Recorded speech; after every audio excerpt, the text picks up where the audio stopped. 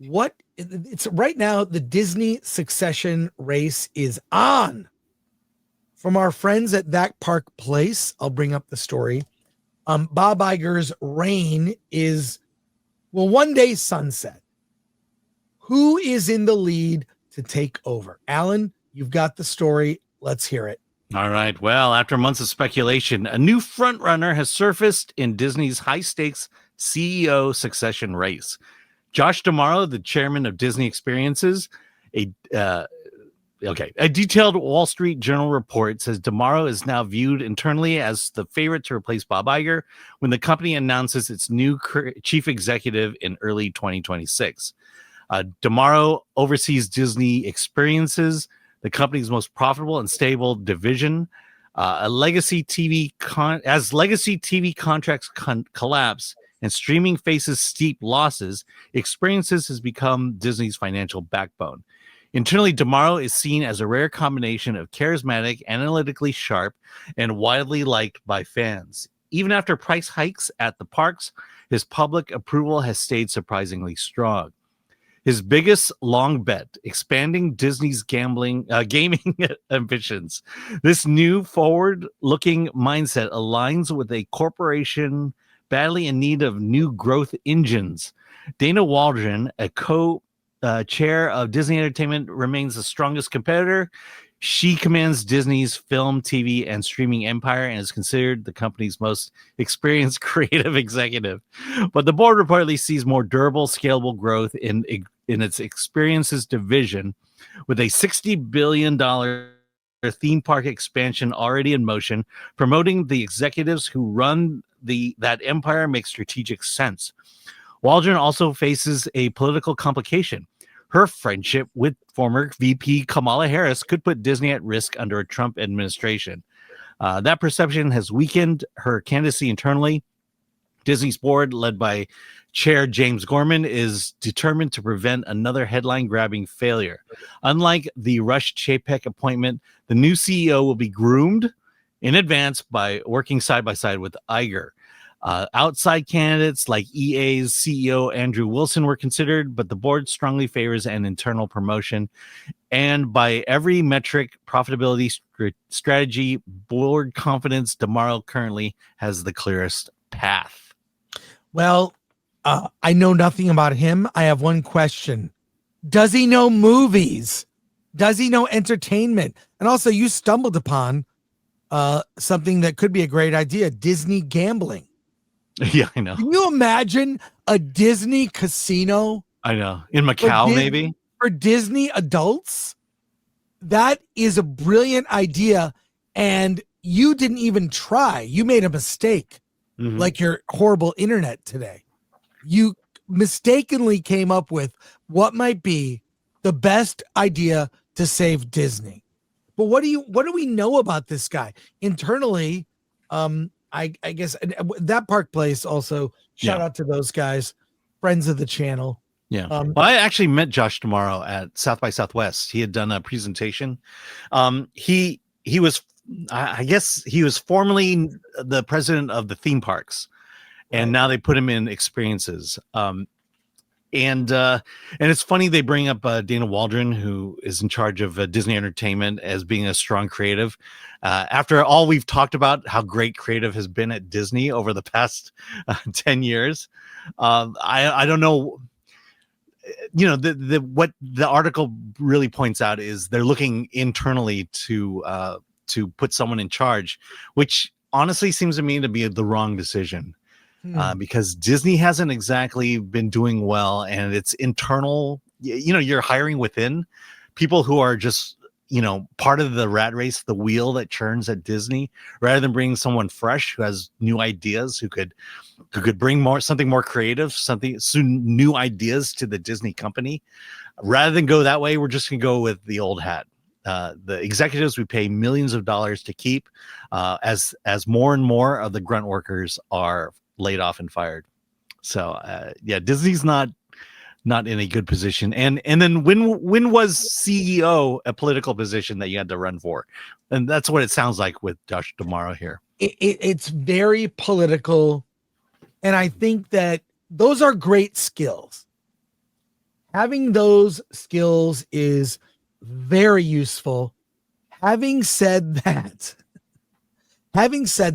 you've got to know movies. And there is such a thing as a creative executive like a Mike Ovitz or a Jeffrey Katzenberg. That pair rebuilt Disney. Mike Eisner or Mike Eisner.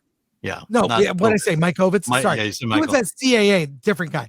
He came on and got fired real quick. So yeah. Okay, long story. But there are other executives through film history that were very creative. Yeah, I remember a guy named Walt Disney who was in that category. It's a very rare brain to have a very creative side and a business like savvy. Those are generally not in the same body, right? I think Spielberg and Lucas had that. I think Tom Cruise has that. Tom Cruise should run Hollywood. He could easily run a studio. But I think Disney, they've got great brands and franchises, but not the leadership that is able to foster those franchises to grow. You know, that's why we've seen Star Wars is a perfect example of someone lacking in those skills. Kathleen Kennedy, who has objectively been a terrible leader at Lucasfilm. I mean, does anyone want to debate in her favor? We did a whole trial about this, okay? So, and a funeral for Star Wars. But yeah, she has been just awful at the helm of Lucasfilm. I don't know anything about this guy, but you met him. What was his presentation at South by about? Well, it was actually kind of revealing a lot of technology, Imagineering technologies, such as the lightsaber, that amazing lightsaber you saw at the Star Wars Hotel. There was robots that could stand up on their own, and I think it was kind of like they were making a Judy Hopps kind of robot. But it was basically to show that the creative momentum that Disney has, which we haven't seen really come to light since that presentation. You're right. Disney needs a creative, someone who truly has the ability to tell stories and apply that to the entire company. You mentioned Michael Eisner. Michael Eisner saved Disney. He almost destroyed it at the end, but he saved it. He's the one who, him and Katzenberger, the Disney Renaissance, revived Disney animation to the powerhouse that it was. That was Michael Eisner. Yeah.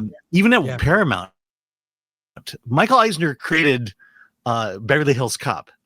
That was a boardroom executive idea. They just sat down and said, what do people want to watch?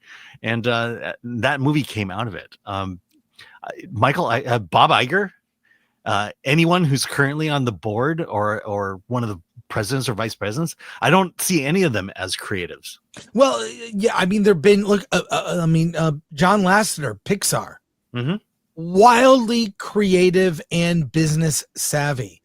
And it's one of those guys that he can give notes. You got to get people that don't care about what it looks like, that aren't politicking, that are thinking of the audience and the movie first, and not all this. We got to be balanced. We got to hit the 4 quadrants. Equity, We don't need any of that. We need a movie, a Star Wars movie that men will love. Women will like it too, but you got to make it for men, the primary audience. Same thing with Marvel. If you're going to make a princess movie, make it for girls. Make it for girls and gays. Guys don't care, but guess what? They'll buy a ticket and take their girlfriend or wife to the movie. It's fine. Like it's Well, think about it. Under Iger's leadership, Disney was a girls brand, and it was a very popular girls brand and made a lot of money. And they decided they wanted to reach the boy audience, and so they bought Marvel. And so when they bought Marvel, they took a boys brand and made it a girls brand. Yeah, I mean, that's what the leadership did. They took Star Wars, a boys brand primarily, and turned it into a girls brand.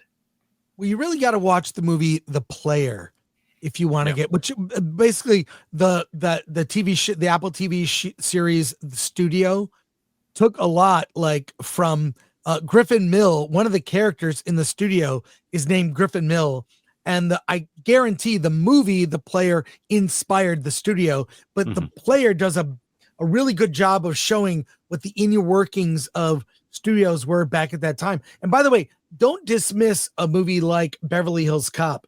It's not just it's a simple title, but it's a fish out of water story of a Detroit cop that goes to Beverly Hills with a Detroit attitude, and therein lies the comedy. You cast Eddie Murphy, it writes itself. Yeah. But yeah, I mean, Iger, not only did he save Disney, he saved Paramount beforehand. Right. If you watch my interview with David Zucker, he gives all credit to his career to Michael Eisner, because he was the only executive who believed in Airplane and wow. And Naked Gun even. It's also you got to have taste in movies. Alan Ladd Jr., who is the executive at Fox who greenlit Star Wars, gave a kid, George Lucas was a kid, gave him $10 million to make the first Star Wars. And he believed in him.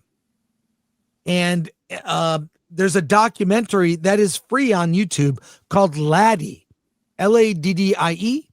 It's about Alan Ladd Jr. And you'll learn like how studios work, the thinking, and the people that they used to bring on weren't just business savvy people.